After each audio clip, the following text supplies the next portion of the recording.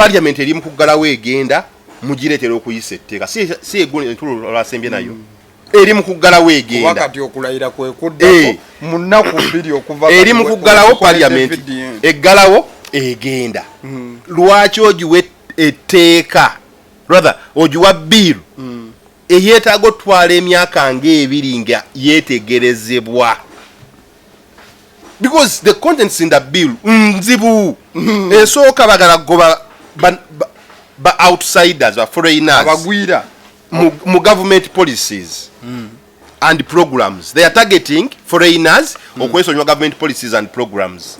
Naye weebuuze, can we survive without foreigners? Tetusobola obeerawo watali bagwira. Kisoboka okusurvivinga without foreigners.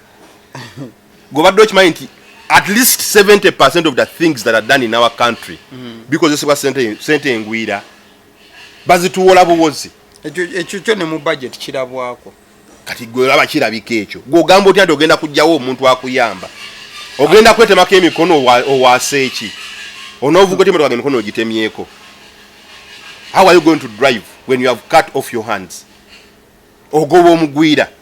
Ave mu policies zaffe twegavaninge tukole programs zaffe tukole buli kimu n'enguudo ziri mu kugenda maaso obudde buno zirimu World Bank yeri mu tuwa sente. It's like a government agent of a foreigner. Even our government is an agent of a foreigner right now because enguudo ezikolebwa ezitali za bbanja World Bank etwadde sente ga mu developing oluve makinje olugenda eno mu developing olugenda oluva mu oluve emperero olugenda mu Kiteezi olugenda ebuwambo olugenda mu developing oluguudo olwo bamaze commissioning. Kati gwe ng'ogamba tugobe ba foreigners mu kulani mu government programs, yet that is also a government program, a major one, a major government program. Gogamba ogenda bagobawo bwe buvubi bwenjogerako nti abatukulembera abasinga bavubi. Chovala betekere n'omukulembeze yavayo n'agamba banna ebikiri mwogerako nze nga sibite nga sabi bagamba konti batuma kirala ne bakola birala.